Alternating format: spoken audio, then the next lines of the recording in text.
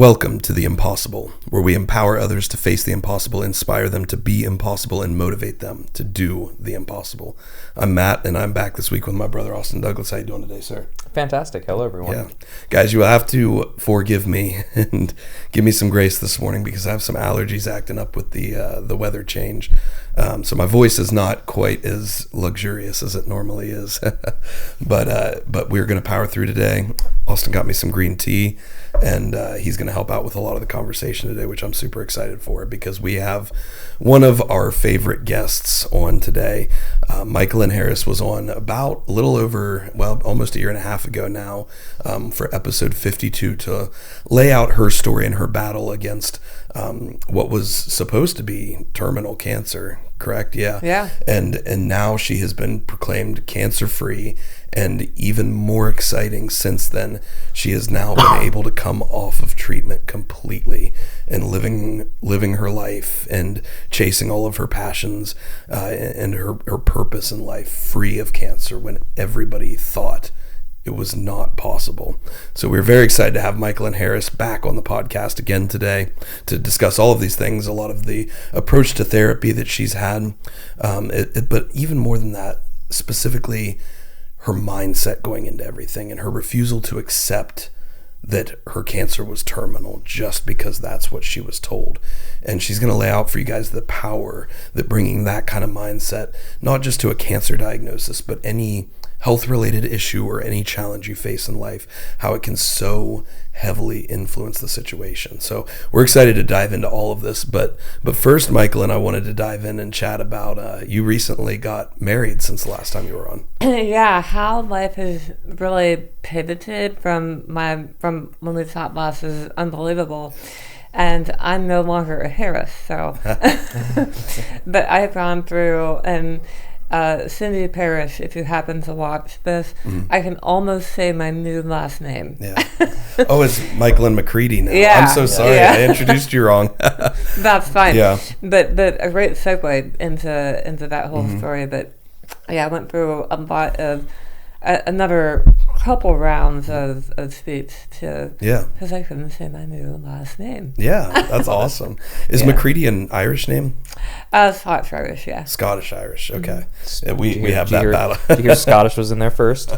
So we have that battle all the time because he's Scottish, I'm Irish. And, there's we a love little each bit other. of a little bit of a rivalry there. Yeah, and he just has a hard time accepting the superiority of Irish. And he has a difficult time that it's just not as beautiful as Scotland. So No, it's okay. yeah, it's fine. So how'd you meet your husband?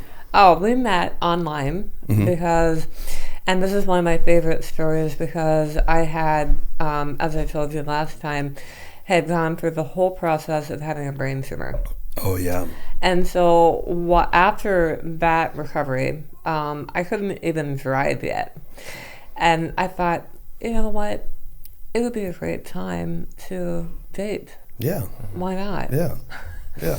If I can't drive, I should absolutely go down that path. Yeah, absolutely. Well, Sure. I don't see any reason why not to. So what happens when I get bored? That.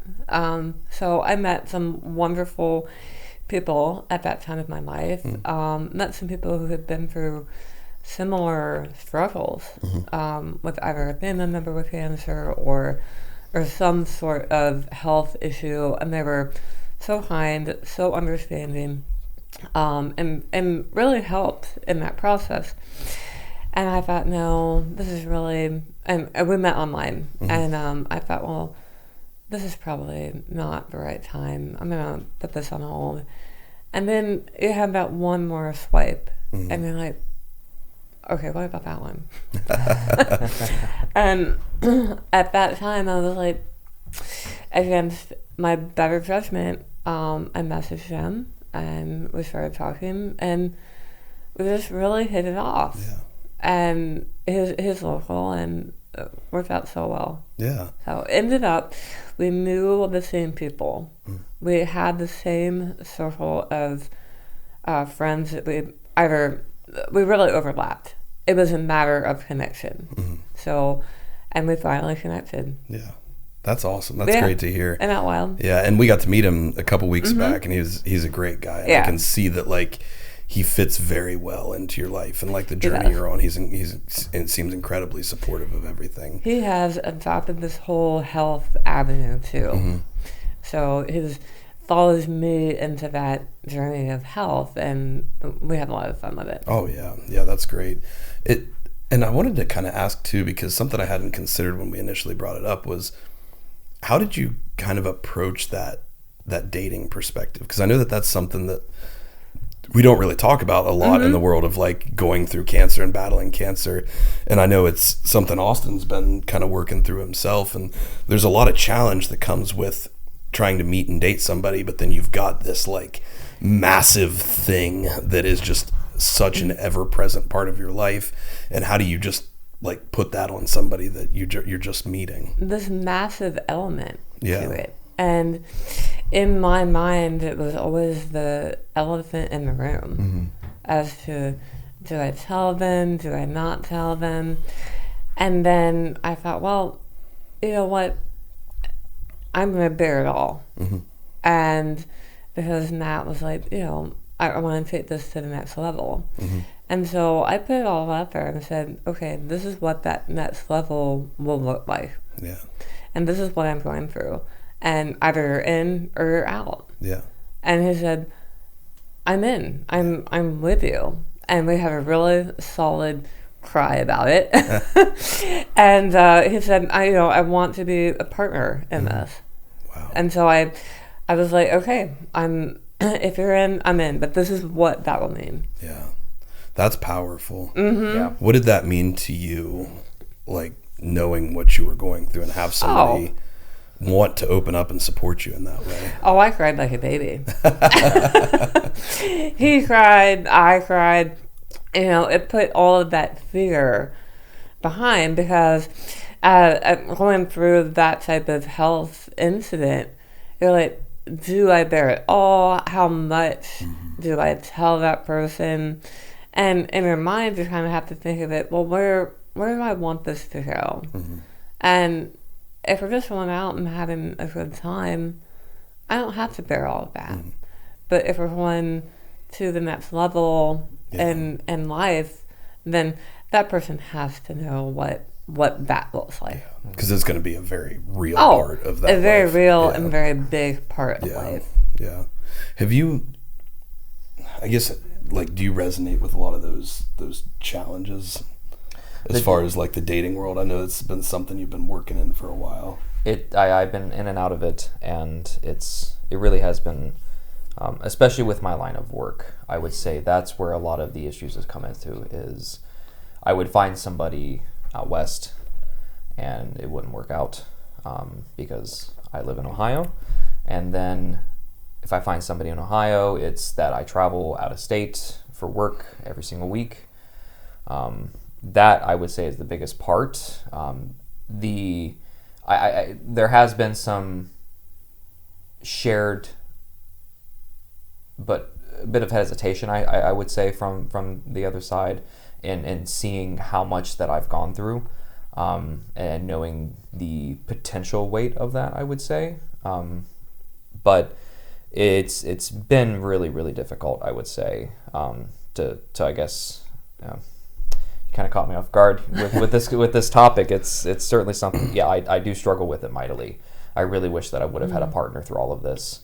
I really, really do, and that's something that I've struggled mightily with. So hearing that you and Matt were able to have that sort of connection, Absolutely, and to take that next step, and how you worded it there with the removal of the fear of something so grandiose but also grotesque at the same time, that just kind of lingers there, to be able to take that from a mountain to a molehill in your relationship, that is something extremely powerful. And I definitely got emotional as soon as you said that, because that's something that I'm definitely I'm not dying for right now, but I'm striving for. Yeah. So. And I put in my head, when I began down that path of, should I date? You have to look at what's the intent behind it. What's your intent and what's their intent? If their intent is to get married, then you have to tell them Yeah. what Oh, you've yeah. been through and what that Yeah. will look like. Yeah. But if the intent is to go out and to have a friend, then that's different.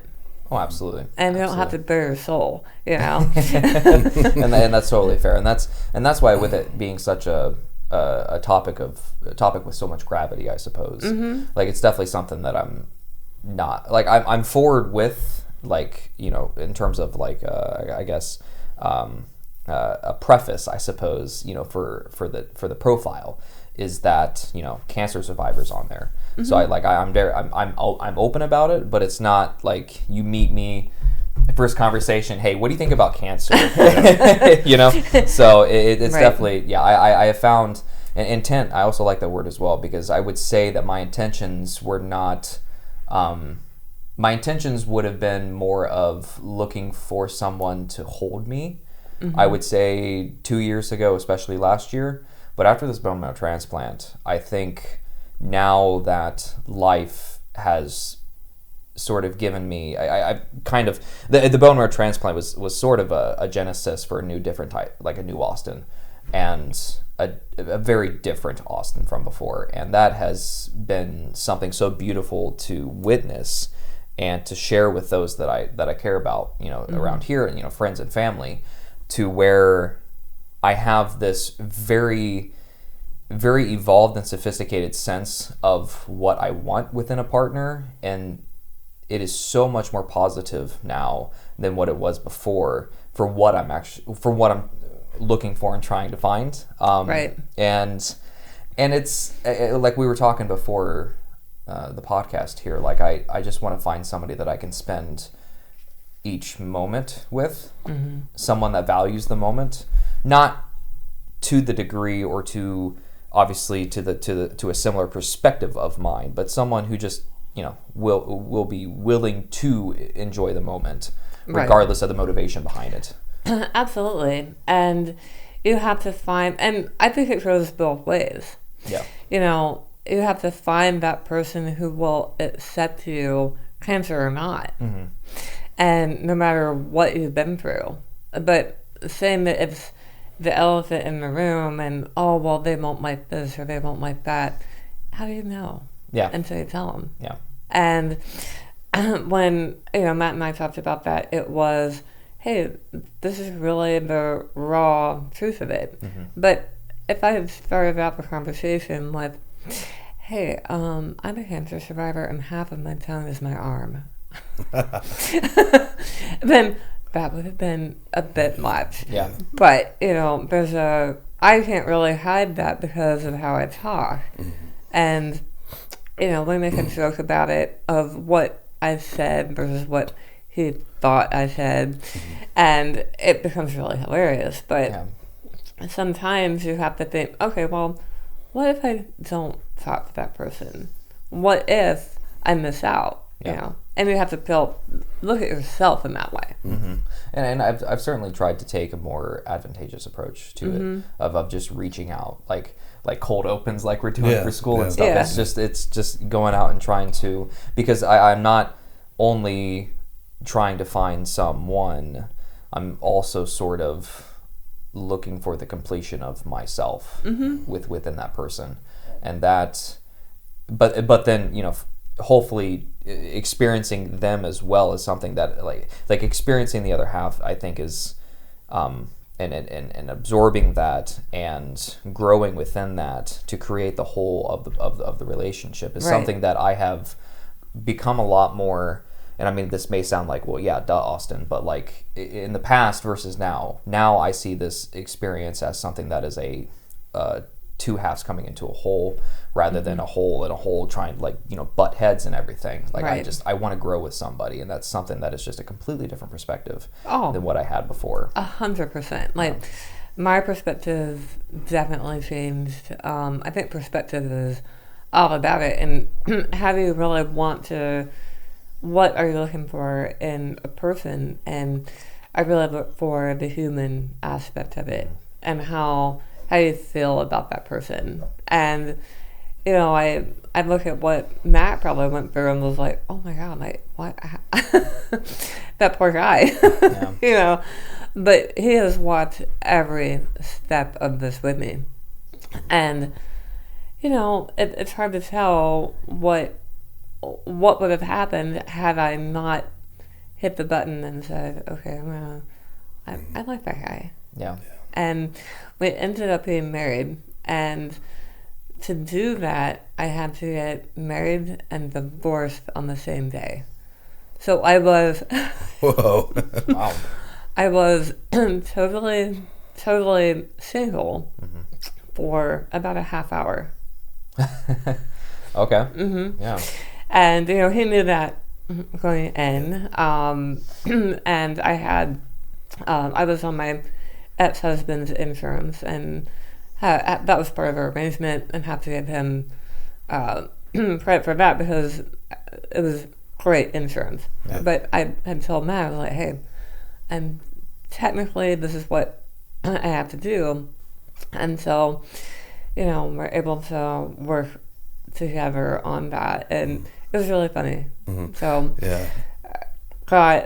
signed the paperwork, went over, got divorced, and then walked across the street and literally got married. That's an amazing story. I love it. Yeah. So yeah, and I think there's so much there. First of all, Austin, you bring up like just the nature of like a really powerful relationship, and you talk about how Matt's been such a powerful influence in your life, and Definitely. it's one of those things that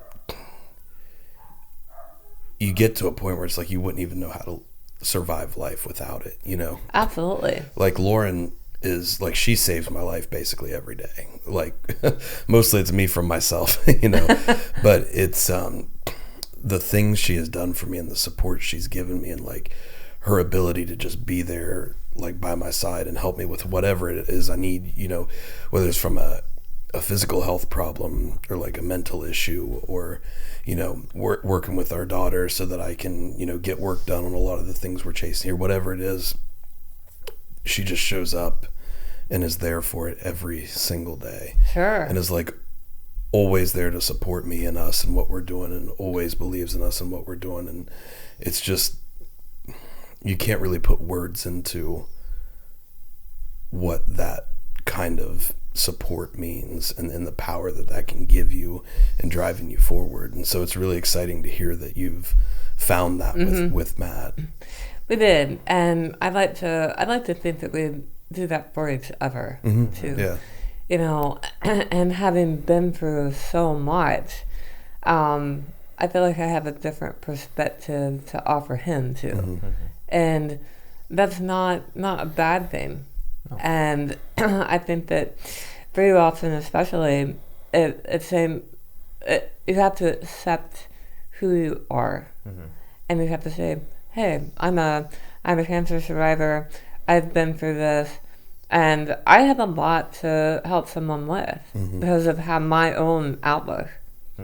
Yeah, and that's something that I found in this past year. Like it's been extremely rewarding to find myself in the position that I am, because I did not expect it this quick, or even, if you were asked Austin 2 years ago to be in this position now, mindset and spiritually, emotionally, mentally, I would have not been okay to agree with you at all.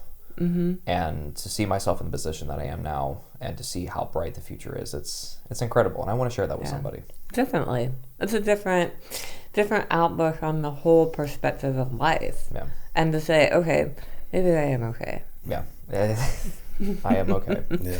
I am okay. Yeah.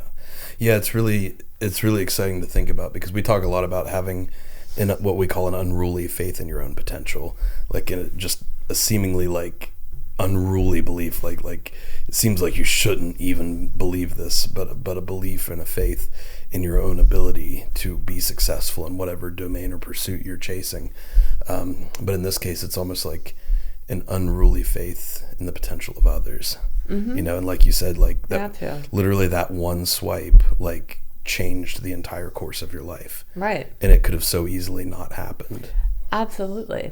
And, I'm especially going through the past, well, really, there was a period of about a year and a half or 2 years where I leaned on my friends so much. And to have that level of support from them is unbelievable. Friends and family and things like that. But you're right, you have to believe, okay, I deserve a partner in life, and I will have a partner in life. But you have to be almost emotionally naked to have that, and say, okay, well, what will this person think of it? Well, and if they don't accept who you are, and this goes regardless of cancer or not cancer, then they have to accept you, no matter what. And it goes both ways. Yeah. It's kind of like the ultimate litmus test. Like, sure, if they can't handle it or it makes them want to run away, well then, okay, as much as that can hurt, it's like, sure. well, that probably means they weren't the right person. Right. Because the right person will not only be able to handle that, but want to share in that journey with you, I think is the key difference. And I think that, really carries over to kind of a lot of the journey in general of battling through something like cancer. Did you ever have, just because I know that there's people out there listening who feel this way sometimes, did you ever have a feeling of like feeling guilty for like wanting to date or wanting to meet somebody? Because I think there's people out there that feel like, oh, there's so much weight on my life and I don't want to put that. They may view it as a burden, like they're placing on somebody else. 1,000,000%. Yeah. 1,000,000%. So I thought and my instinct was to protect people from that. And that's how you get in trouble. Yeah. Because if you cannot rely on someone, then you don't deserve them in your life. Yeah. No, wait, I said it backwards. They don't deserve you. Yeah. So, if you are not with someone who can commit 100%, whether it's a friend or a partner or a family member, then you have to think, okay, well, maybe I put them on a different level. Maybe I'm not 100% close with them. Yeah. And maybe I share a different part of my life with them. Maybe I want them in my life, but maybe not in my inner circle. Yeah. That's a good way to put it too. Not everybody has to be like as intimately tied to your story as humanly possible. You can give people different things and keep them in different places based on what serves both of you at different times. How did you ultimately overcome a lot of those feelings? Was it Matt that kind of like helped you overcome that? Yeah. 1,000%. Wow. I would, I told him what was going on, and that I was in kind of recovery mode, but this is what it would look like. And it was him who said, hey, this is okay. I want you for who you are. And maybe he asked himself, what if she heals? And heals 100%. Yeah. And now we're at that level. Yeah. And so he had just as much unruly faith in the potential of the outcome as you did. Yeah. We both had, and he's an athlete too. Yeah. And we both had to put in our mind and say, okay, not, well, what will happen if something bad happens, but what is going to happen if the outcome is perfect. Yeah. And that's what happened. Yeah. I love that. Just that perspective. I think it's so important. It applies to so many different levels. We were actually just talking last night, and I had the same conversation with my mom because, as you know, and everybody listening knows, AI is like front of the room conversation for like everything right now. Like, it's kind of taken the world by storm. It's going to be, I think, the most revolutionary thing to ever impact humanity. And really the big question with it is we just don't know like what it's going to look like, 5, 10, 20 years in the future. But what I've ultimately come to is I've just chosen to believe and work as much for a positive outcome as possible. because there's no utility to the alternative. Right. And I think the same applies in this situation here. And I wanted to dive into that a little bit because we spend a lot of time, well, we cover what we call the 4 domains of performance, the mental, physical, emotional, and spiritual, and how you can build strength and skill in each of those domains in order to actually leverage influence over other domains and ultimately leading to your highest level of performance. So like for me, for example, my body faces a lot of physical challenges.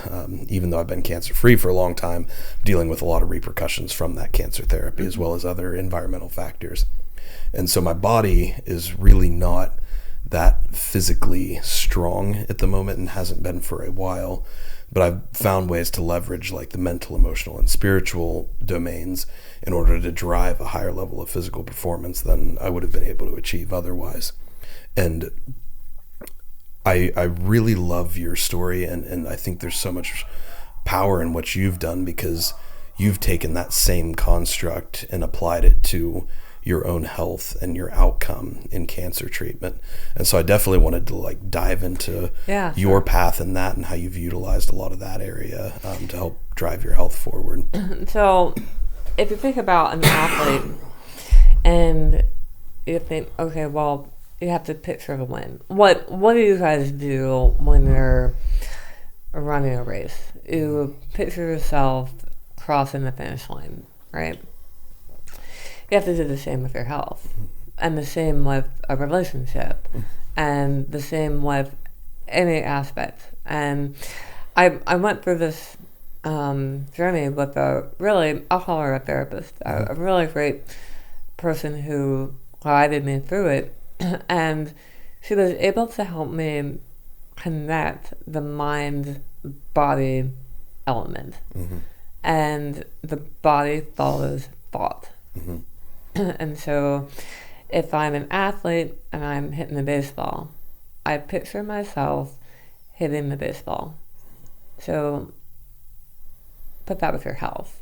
Okay. Now I look a month out. What will my life look like in a month? And I picture that. And then I think, okay, well, what will my life look like in 5 months? And I picture that. A year, 5 years, 10 years. And the better at it that you get, the longer out you look. Yeah, that's actually fascinating because I literally just went through the same process with a business coach I'm working with right now who's actually going to be coming on the show probably next summer sometime. Great guy, great mind, and he's built a lot of success in business, and now he's looking to help other people, and it's been a great opportunity to get to work with him. But he had me go through and write down and work through this whole like goal sheet process. And this isn't just like make a list of your goals. Like it was very, very heavily structured, like lifetime goals, 10-year goals, 3-year goals, 1-year goals, quarterly goals, and then basically breaking it down such that if you achieve your quarterly goals 4 times in a row, you'll meet your yearly goals. And if you hit your yearly goal 3 times in a row, you'll hit your 3-year goal, so on and so forth. And it was a really fascinating and honestly, like really therapeutic process for me because I've always kind of like had an idea of what we're working toward, but until he put me in a position where I had to get like really ultra specific and very intimate with like where I wanted all of this to go. I had like no idea like how much work I needed to do in that area, and it was such an exciting process because it literally felt like you said, it felt like we were kind of living in that 10-year out space as we were kind of working through and building it. I worked on a lot of it with Austin because he's a massive part of what we do here. And so it was just such an amazing process to do. It's given me so much more drive and excitement for just showing up and doing the menial things like editing and exporting and posting that we do on a day-to-day basis, because it's like now I can connect this thing that I'm doing now to that ultimate like 10-year out vision that I have. And it ended up being like a 9-page document when I was done with it. And I even decided like that's not detailed enough, so I built my own separate document that's going to be even bigger. But it was such a fun process, and I think it's exactly like what you lay out there. Like you don't have to necessarily sit in this place of what's going to happen Am I going to die? Am I going to get, even sicker? Is my body going to get completely broken? What's going to happen to the loved ones around me? Certainly, like, those thoughts may run through your mind sometime, but I really like the path you lay out of being able to choose to view a positive outcome, choose to work toward a positive outcome. And like you say, when that's your ultimate orientation, when that's what you're pointed toward, you're going to do so many subconscious actions throughout the day that you don't even realize that will help push you toward that outcome, so that even if things end up in worst case scenario, it will still be a better space, and you will be just better as a human because you chose to orient yourself toward a positive outcome as opposed to a negative. Absolutely. And in the cancer realm, once you enter that realm, you live in that realm. Mm-hmm. And then you have to think about, well, how do I get out of that realm? And what I did was pretend that I wasn't in it. Mm. And say, I don't have it. Yeah. I don't have cancer. But at the time, I'm like in the hospital with an infection. So it's like, well, how do I get out of that? Okay, well, this is temporary. Mm-hmm. And so to get out of that realm of, okay, I have cancer, it's this, it's that, you have to envision the win. Mm-hmm. And picture the outcome that you want. Mm-hmm. And then you think, okay, well, what will I do to achieve that outcome? Yeah. And for me, it was uncovering every stone, uncovering every avenue. That because when someone says, I can't, then that is my driver to say, oh, that's what you think. Yeah. Sure. Yeah. And if it wasn't, say, a traditional health avenue, then it went natural. And if one end said, well, this isn't possible, then I would literally, we were talking about earlier, fake it till you make it. Mm-hmm. Well, mine was break it till you make it. I love that. I just broke every avenue until I found what worked. Mm-hmm. Yeah, and that's what it takes sometimes. There's a guy I follow online that I talk about all the time on here, but he brings up this concept of put in so much volume of effort that it is completely unreasonable that you wouldn't succeed. Mm-hmm. And it's that same kind of idea. Like if you try literally every avenue available, odds are, even if you don't get to the ultimate success you want, you're going to be again in a much better space than you would have been otherwise. And odds are you are going to find success if you have that approach. And if you think of it from the business avenue, and you say, well, I'm going to try this because I think it will get the outcome I want. People don't think they're back nuts. Yeah. But when you talk of it from a health perspective and you say, okay, I'm going to try this because it might get the outcome that I want. And the outcome that I want is a return to perfect health. And people think they're nuts. They're like, well, why did you do that? I don't know, it might work. Yeah. What if it all works out? And there's a line of appreciation that comes with that on the daily basis as well. As we were talking of being more, in the moment, I suppose. When you're stationed or positioned in that mindset of something positive, I still struggle with it in terms of the daily realm, more consistent realm. But when you find yourself positioned in that daily reminder of like, I am going to do this, we are going to succeed. When I have those moments, it's just, it's tranquil within that, because you find that there's so much to be had in that moment, and you can take that but ultimately you're in a more positive position no matter the case, whether it's working or not. The individual moments of going through that, one, you're working hard towards something, so you can be very, very thankful and grateful for that. And two, you're like you guys said, you're going to you're going to have some type of reward come from that, regardless, whether it's reward of recognizing that the work was done and that you did something towards something that would have been more positive, or ultimately you find the positive reward. And then so there's reward riddled through all of the process of taking that mindset of I will do better and I will get through this. Absolutely. But there is a very important aspect of it with one switch. And we talked about this really quick before, but you have to think, instead of I will get there, flip that and say I am there. Yeah. So automatically putting yourself in that position now. In the present. Yeah. Are you familiar with Dr. Joe Dispenza's work? Not very much. Okay. What a lot of what you're saying is very similar to what he says, particularly in that idea of I am there now. And, you know, people have very differing views of him. I've read a couple of his books, but I don't know him like that well.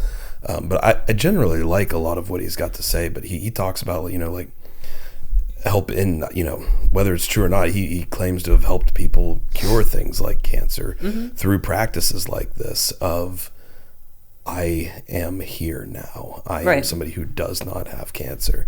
I am somebody who is completely healthy, you know, and really like using that, which you talk about, that mind-body connection, how the body follows the mind, and basically putting yourself in that position from a mental, emotional, spiritual perspective to help push the body in that direction. And I think that like it's such a powerful practice because it will absolutely provide positivity to that situation. Like I don't see a scenario where you could generate something negative from that kind of mindset.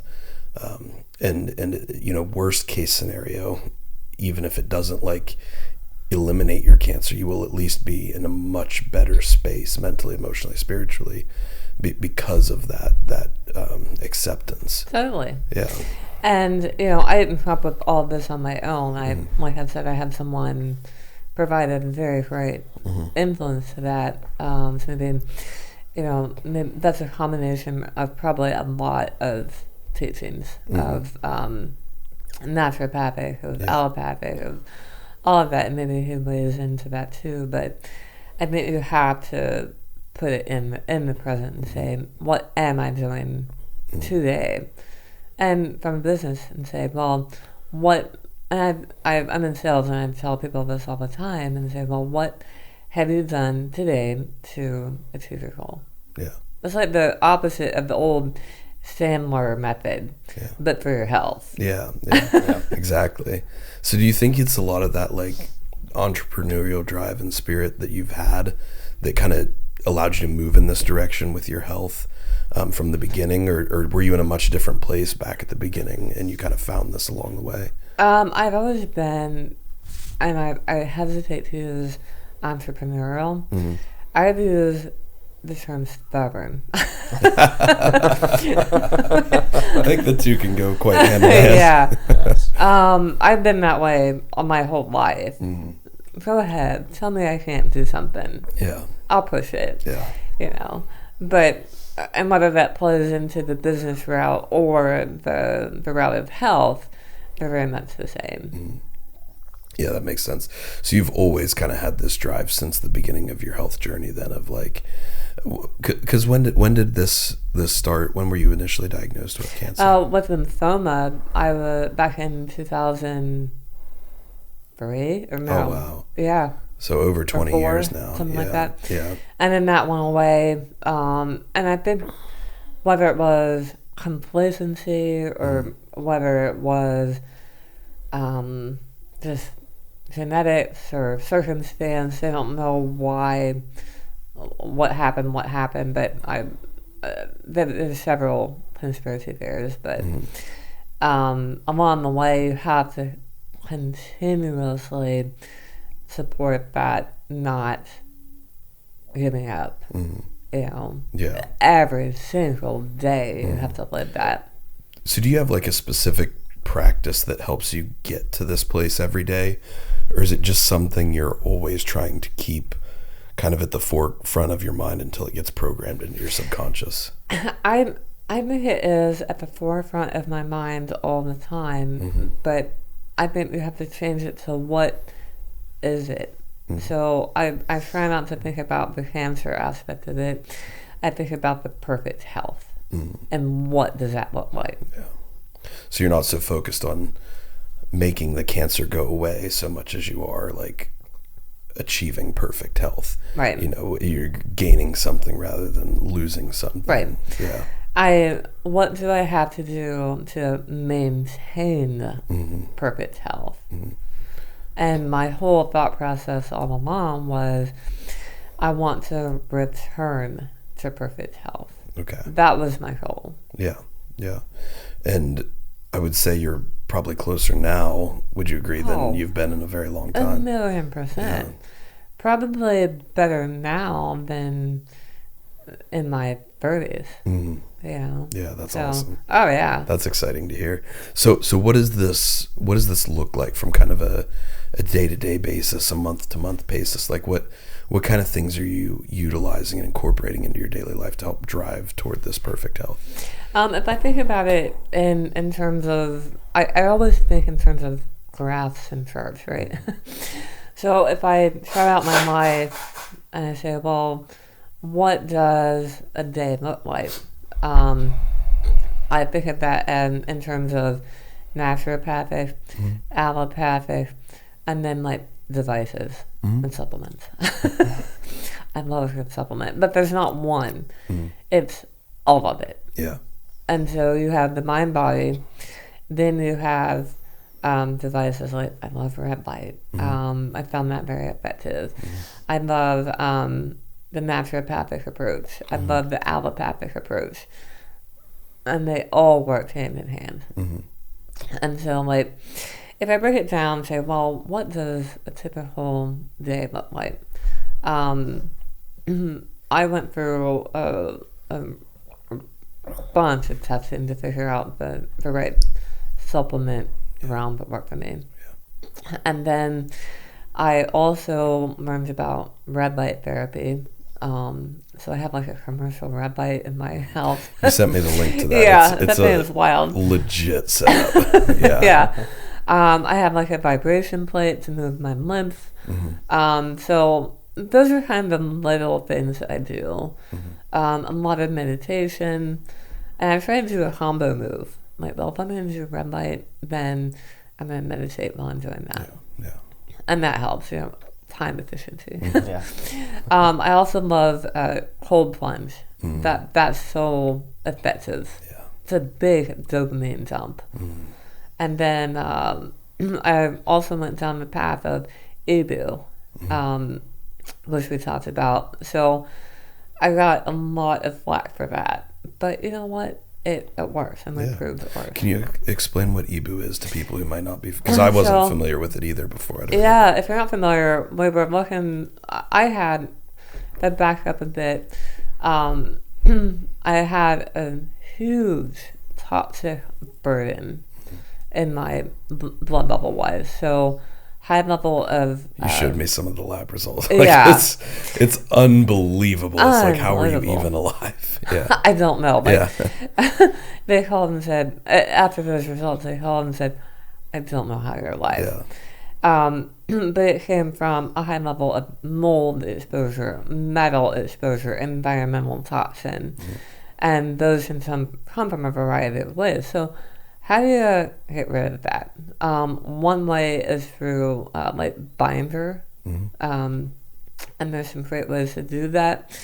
And the whole detox process, you go through all of that. And say, okay, well, we have to have the mold. First, you have to move the lymph. Then you have to have certain levels fall out and really last as metal, I think. But then that opens up a whole host of things. Yeah. So I went through Ibu to do that. And long story short, it filters your blood. And there has been some controversy about that, why you do it. But I found that it was the fastest, most effective way to rid my body of toxin. And it uses ozone as well, right? To- Kind of with like ozone. as a binder to Right. bind a lot of that. Right. Yeah. So if you guys are listening, it's very similar to, you've heard me lay out the ECMO process that I was on back when I was in septic shock and near death. And that was a machine that like pumped blood out of my body, filtered it like dialysis, oxygenated it, and then pumped it in back into my body. So it was really an artificial set of heart and lungs, and my heart wasn't even beating while I was on that machine. And so this is similar in that it pumps the blood out of your body, but it's like ultrafiltration, even more so than dialysis, I would assume. And it uses, rather than just like a filter, like a screen like you would think of, it uses ozone, which is highly reactive and combined to a lot of these organic toxins in your blood, and helps pull a lot of those out. Is that kind of the general I general think so. process I of mean, it? I'm not the best at explaining that. Basically, like a BiPAP for your blood with Yeah. a filter and ozone. Yeah. And you found that, because you've done all the tests Right. and you have all the data, you've found that all of these toxins that were in there, you know, all of these mold toxins, which are, you know, legitimate measurable things, Right. heavy metal toxins, which are legitimate measurable things, and heavy metals are found in high abundance in chemotherapies, particularly things like platinum. You know, there's a whole class of chemotherapy called the platinols, you know, cisplatin, carboplatin, all those kind of things.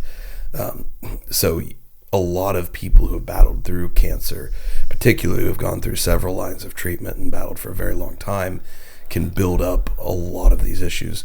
You know, you can gain things like mold toxins and parasitic toxins when your immune system's heavily weakened. You can gain a buildup of heavy metal toxins just from the chemotherapy itself, and that can stick in your body for a long time. So these are measurable things, and, you know, going through this therapy, you've actually found significant reduction in a lot of those measurements. But I think what is more powerful is just the change in how you feel, because that's ultimately what we're chasing. I feel I'm not normal. Like ever be as strong as I was before, but that's okay.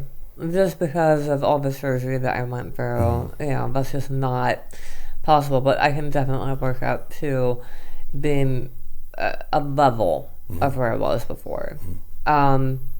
And so, yeah, I mean, I feel so much better. Just went through that whole process of detox and what happens to your body, pulling all of that out is unbelievable. Yeah. And it's one of those things that, like, if it's something that works for you and it's giving you the outcome you're chasing, like improved health, feeling better, not battling with a lot of the things you struggle with on a day-to-day basis, then, you know, it's hard to say that's, like, it's hard for anybody to argue that that's not a beneficial approach. Right. You know, Totally. if it's giving you the outcome you're chasing for. I think people have to look at the risk of doing it. And anything that you do, whether it's a new supplement or a new treatment or something, what will happen if you do? And then in my case, it was what will happen if you don't. Yeah. Very similar to what we talked about at the beginning Yeah. with that, you know, like what would happen if you had never tried that, Right. you know? So it's still some of that unruly faith, and like you say, you want to be safe and careful with Right. everything. You talk to the right people, talk to people who have gone through it before, and I know you're very research heavy on making sure you're lined up with a lot of the right people and a lot of the right places. There's a lot of people, especially in the naturopathic world, that they call themselves naturopaths, but they will take advantage of you. Yeah. And so you have to put yourself in a position to, like you said, trust people and let them help you, and not put you in a place that will put you at risk. Yeah, and I think now more, I think that's what drives so much of the disdain that a lot of, like, mainstream medicine has for the more natural world and the approaches, because there are people out there who are legitimately just looking to take advantage of you. Totally. But that's true in any industry, even within mainstream medicine, that's true. And so how do we, because I think there's more of an interest and a drive and a curiosity than ever before in the world of more natural, holistic medicine, naturopathic medicine, allopathic medicine, whichever avenue you want to look at. There's more of an interest by the general public than there ever has been before, at least in modern society times. So how do we work to kind of marry these two worlds, which is something you've done such a great job at? You've gone down the traditional medicine route, but you've also incorporated a lot of more natural medicine in as well to help promote health as much as humanly possible. And I think you've done a great job at marrying those two. So for somebody who's kind of in the mainstream medicine system right now, and they're looking for anything that can help, and they want to explore some of this, more natural side of medicine, and they probably have providers telling them, no, that's horrible, you can't do that. How do they, where can those people start to try to start marrying these two worlds? You have to find a provider who will support you, but on both sides of it. So if a traditional practitioner says, I do not support any type of naturopathic medicine at all, then are they the right provider? And there's a difference between protecting you and saying, no, that's the wrong path. And both ways. If you have a naturopathic provider who says, I don't want you to do any sort of traditional medicine, then are they the right provider? And I wouldn't recommend either way. Yeah. Well, there's generally almost never any utility to absolutism in any domain you can look at, and particularly in medicine. And I think that had to be a powerful thing that drove you in finding Dr. Colley, because she is incredible. We've talked about her probably more than anybody else on this podcast. And I think you have to understand the limitations of regulated treatment, and they're not allowed to recommend certain things, and that's great. I understand that, but at the same time, I wouldn't sit here and say, well, I recommend this or I recommend that. My recommendation to anyone is turning over every stone and saying, is this right for me? It's your own path. And I really connect with that, especially when it came to my second relapse, and I was looking for, because being at Cleveland, you relapse in a Hodgkin's lymphoma setting, the next step, autologous bone marrow transplant. And that's Matt, like the perfect flow chart. It's just it's just you fail this, all right, this is next. Right. And I looked at Matt and I'm like, this can't be next, because I was 28 at the time. I was looking at potential, permanent infertility, and potential mutations down the road, going through the BMT, and that I'm not hesitant to admit scared me quite intensely.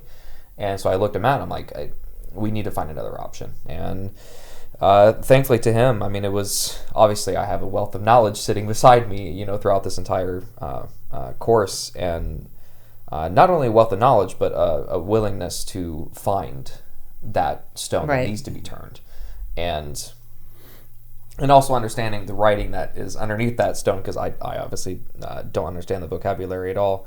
And so going to Houston and trying it was an autologous CAR T cell therapy that the chemo delivery was only 3 days instead of 6 days, like versus a BMT. And so it was immunodepleting, not necessarily body destroying. And I, was just kind of looking for just something else. And I remember quite vividly the three individuals that we had talked to, three different oncologists from three different systems, and all three of them were like, "Listen, we don't recommend this. You should just go with the BMT. That is what we recommend. But there was one oncologist, and I'm not going to name names, but there was one that was like, listen, I get it. I get why you want to try to avoid this, and that's completely understandable. And I support you in, like, that was the ticket there, was that I support you in your decision. but I just want you to know that this is my recommendation. Right. And this individual was the one that I cared the most about in terms of their opinion, like the most about, because it's the individual that I started with. And so I was extremely taken aback by that, by the resistance of that, but at the same time, Matt was very helpful in guiding me towards that understanding of, listen, this is not what they're trained to do. This is not what they're trained to tell you. They're trained to do this. So you trying to do this is going to lead to a little bit of, not necessarily friction. We weren't butting heads necessarily.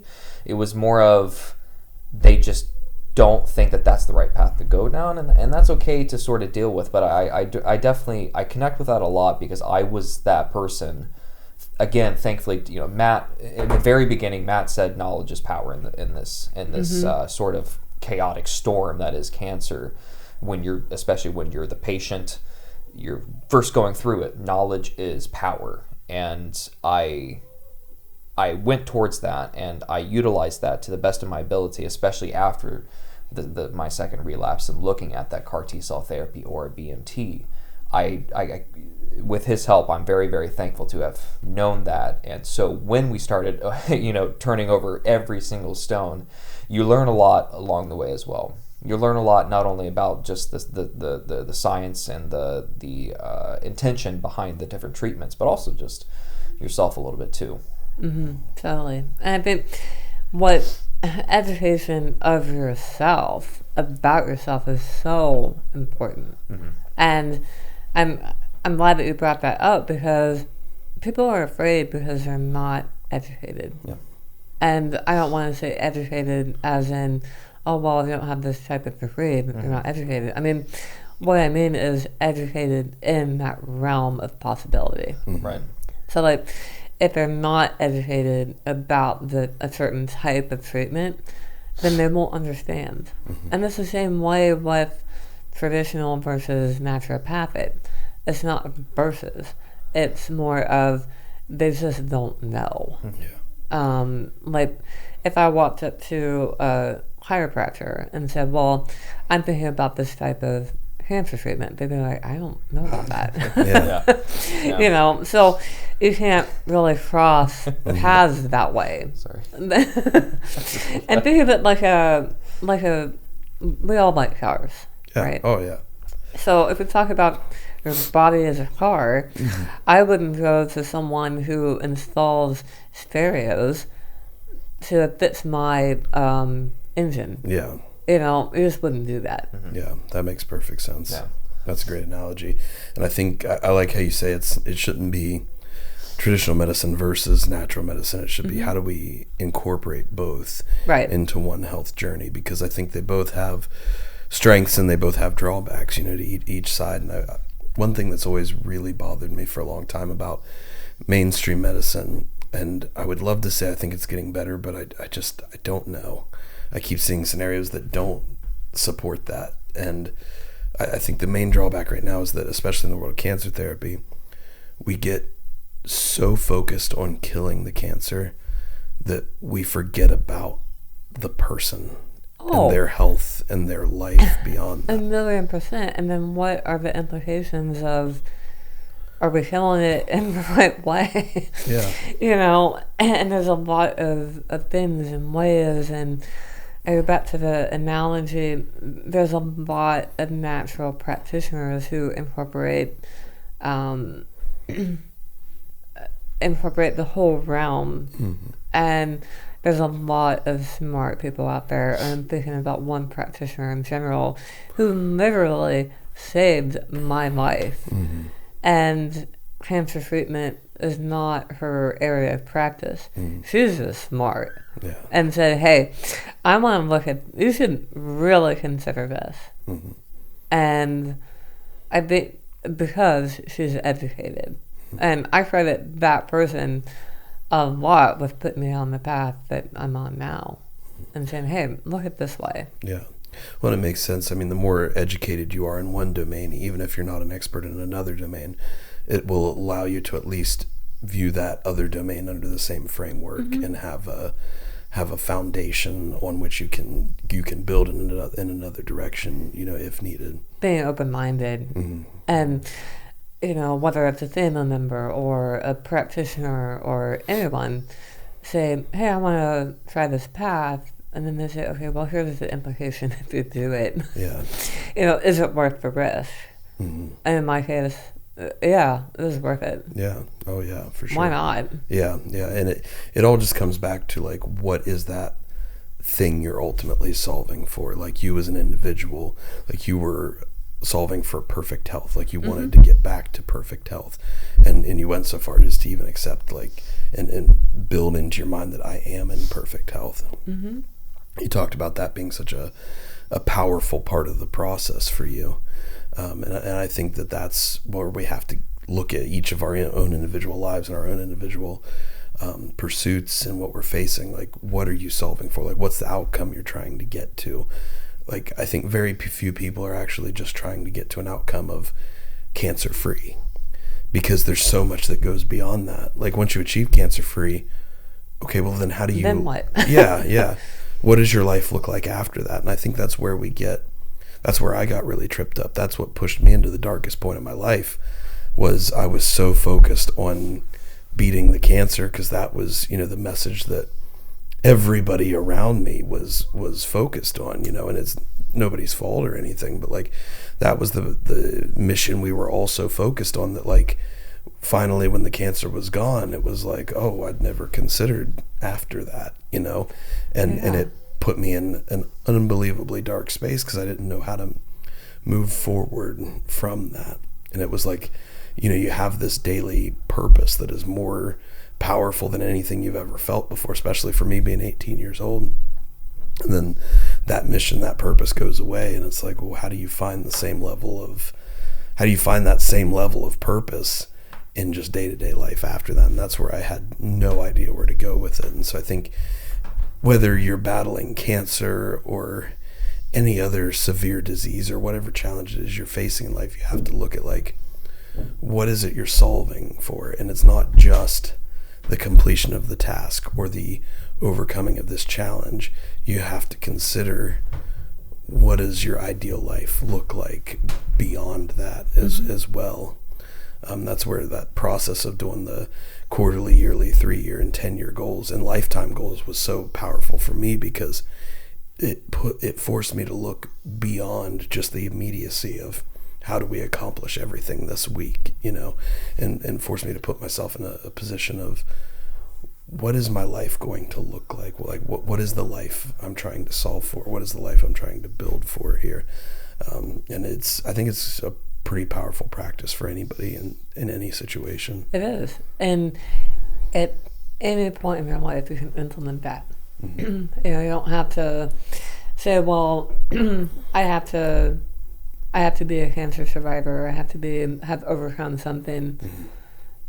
Maybe it's just in your life, and that's fine. Mm-hmm. And it takes all walks of life and all walks of, I would say, levels to look at that. Mm-hmm. Say, well, maybe my purpose is to have fun. Yeah. And what do I get to be able to travel? Mm-hmm. What's my goal in traveling? Well, then what do I have to get to do that? Yeah. And that's where I'm at in my life right now. Yeah. And I think the great part about that is, like, we all get to decide what that thing is that we're solving for. Mm-hmm. And you don't have to feel any amount of shame or guilt for it, because I think that's something else that gets put on people a lot, is you feel guilty for the things you want to pursue in life.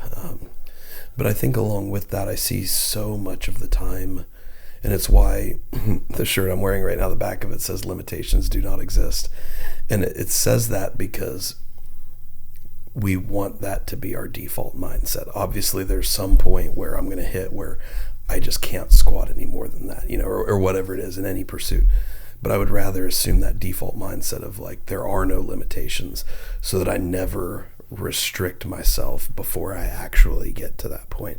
And I see that so much, this concept of, people see what we're doing online, or they see what, other people are doing online. And so much of the time it comes to this idea of, oh, I don't have enough time, or, oh, I've got kids, so I can't work out and eat healthy, or, people put all of these limiting beliefs on themselves.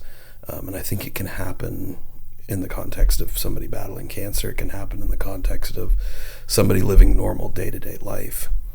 So like, how do we help people, and beyond that, how do we do it in our own lives, move beyond some of these limitations we just place on ourselves without ever testing it, It's about priority in my mind. So if your priority is working out, then you better find time. Then you'll find time for what you want. If people say, well, I don't have the funding to travel. Okay, well, maybe I don't have the money right now to go to Australia and live for a month, but maybe I have the funding to have a little bit of fun in another way. Yeah. It's very simple in my mind. We make it hard. Yeah. That's how I've always viewed it too. Is it's actually very simple, and I think that it's the fact that we like make it so hard and so complex that is actually what limits us. Because like the analogy you brought up with going to Australia, it's like, okay, you may not have the funding right now to do that, and there's two ways you can look at it. A, how do I pursue something that will give me the funding toward that? Or B, how much does it actually take? Because I think people look at that and they think like, oh, that's going to be tens and tens of thousands of dollars, and I could just never. But it's like, it's free to go on Google and figure out how much is it to fly there. What is a cheap but safe and reasonable Airbnb or whatever I can say? Like, what does that dollar value actually look like? Because it may surprise you. It may not be as much as you would conceptualize it to be. It might not be that bad. Yeah. What if it all works out? Yeah. And you get what you want? Yeah. I think that's the most powerful takeaway here is like, rather than being in this default state of like, what if it never works out, or what if it can never happen, or what if all of these bad, horrible things, or just deciding like it can never work out, it can never happen, which so many people are stuck in that place. Rather than just deciding that, what if you just simply made the transition today of starting to think, what if it does all work out? What if I do get that job? What if I can take that trip? What if I can overcome this disease? What if I can get back to perfect health? You just start with that question that is a radical change in orientation, and start moving down that path in any way you can. And I think anybody would be amazed at the doors that open up for them along the way. I had a really good friend when I first, at first back in 2020, I kept getting hit with one health thing after another. I mean, it was all the time. And I'm like, this is unbelievable. And I'm listening to the higher ups, the doctors say, well, I don't know about this. And I had a really good friend say, what if they're wrong? Yeah. And what if it all works out? And I'm like, you know what? Maybe you're right. Yeah. What if it all works out? And so it did. And now I look back, I'm like, oh my God. Yeah. What if I had listened to everyone say, this is going to be bad? And parts of it were, not going to lie. But it all worked out. Yeah. And it's like if the Micalyn in 2020 could have seen the Micalyn in 2025 where you are now. Oh, that's everything she would have ever wanted in life. Yeah. And then now I look at, well, I deserve more. I deserve better. And yes, it all worked out. And then someone else said, okay, we don't know how this will work out, but it is working out. We're just not sure what we're going to do to get there, and that's okay. Yeah. You don't have to know the path, just knowing the direction. It's the Seneca quote you bring up so often. Can you remind me of that? Oh my. It's like a man who knows not to which port he sails. Yeah, it becomes lost. Yeah. Yeah. So you must know where you are heading in order to not only make it there, but to know that the path that you're taking is just so rewarding. Totally. And your body is just a shell. you know. And so you have to think about what you're going to do to get that shell in the place you want it. I agree. Micalyn, it's been phenomenal chatting with you today. I really appreciate your time. Is there anything else that you want to leave people with today, from everything you've learned across your journey and everything you're exploring going forward? I think just to tie it all back together is you have to picture that win. And I had, on the very forefront of my journey, I had a friend who is unfortunately lost her own battle, but she would text me every day and say, keep going. Yeah. And I did. So I would say that to everyone. Yeah. I agree 100%. And I think that's one of the most powerful takeaways from the conversation today is just this idea of allow yourself to sit in victory. And you bring up that mindset perspective, that mind-body approach within health, you know, and you were talking about like how you were viewing yourself of not just I'm going to get to perfect health, but I am in perfect health, and allowing your body to accept that message from your mind. And it's the same thing we do in athletics all the time. Like you talked about baseball players visualizing and living in that moment of hitting the ball.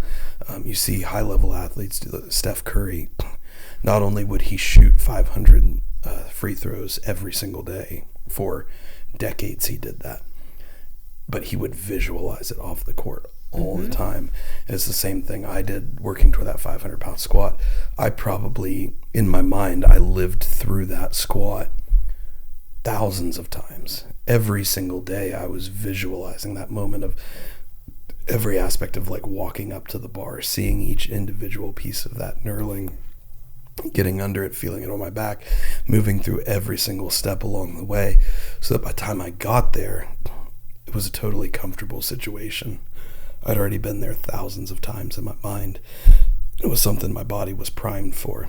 And I think, like you talked about, you can bring that approach to absolutely any aspect in life, any passion you're chasing, any purpose you're living out, any challenge you're overcoming. It can be a vital part of success in any journey. And I would definitely urge people to start incorporating that into your life. Now, at least exploring it, because here's the thing about that particular approach. It's free. It doesn't even take up that much time. You can do it while you're, you know, riding the bus, or I would do it a lot when I was falling asleep at night, because I wanted that to be the last thing on my conscious mind before I transitioned into subconscious. And I believe that's a particularly powerful approach as well, because your subconscious will work on those things you're thinking about consciously kind of all night long. But regardless, very little time, very little energy, no financial cost, yet the reward will be so high because of the subconscious programming it'll give you. You will find yourself going throughout your day with thoughts, emotions, actions that push you toward that direction you want to be in without even realizing it. And it's so cool when you start to see that stuff surface. And every day, and when I was in active treatment for 4 years. Yeah. And you know how at the cancer center there's a bell. And so every day, or not every day, but every week or whatever, I would walk past that bell. I'd look at it, and I would picture myself ringing the bell. And I would picture myself not walking back to the chair, but to the actual treatment room. And I would picture good news. I would picture the delivery of that good news every single time. And so I still do that. I picture ringing the bell. I picture the delivery of positive outcome, no matter what. Yeah. And I think that's one of the most powerful personal practices we can have in any pursuit. Brother, you got anything else to add today? Thank you so much for coming down. Thank you, guys. Yeah. This was incredible. Incredible, and to many more. Yeah. Thanks a lot. Yeah, we love every time we get to chat with you, Micalyn, because you just view things with such and I think what it is you already talked about it. You view things as if they're so simple, And so many things are. Like, and by you viewing it that way, it tears down all of the limitations we build for ourselves around it. And you can just take any challenge or any pursuit, and you can look at it and say, oh, that's actually quite easy. Like, you can find this simple path forward that allows you to get where we want to be. And I think that mindset is so powerful, and obviously it's helped you in so many aspects of your life. And most excitingly now, it currently is to be cancer free and treatment free. Yep. And moving into this phase and accepting this phase of optimal health. I appreciate you guys. Yeah. Thanks for coming on. Thanks for chatting with us again. Guys, number one thing we ask on any episode is that if you learned something from this episode today, which we know you absolutely did, we ask that you simply pause this video, scroll down a little bit on your YouTube screen, click the share button, click copy link, go over, paste it into a text message, and send it to every single person that you know and you believe this episode could help, which I would imagine is about everybody on your contacts list. Because at the end of the day, that is how we drive this mission and realize this vision of what we're trying to do at Impossible Performance. We want to spread this message as far as possible, to impact as many people as possible, to help build as many people up in their pursuit and their passions for life, and help them overcome the challenges they face on a daily basis. And we know there were so many valuable lessons, valuable practices, and actionable steps that came from this episode today and this conversation with Micalyn, and we want to share that with as many people as possible. So if there's one thing we could ever ask, it would be to help share this message with us, because you guys are how we realize the vision that we have at Impossible Performance.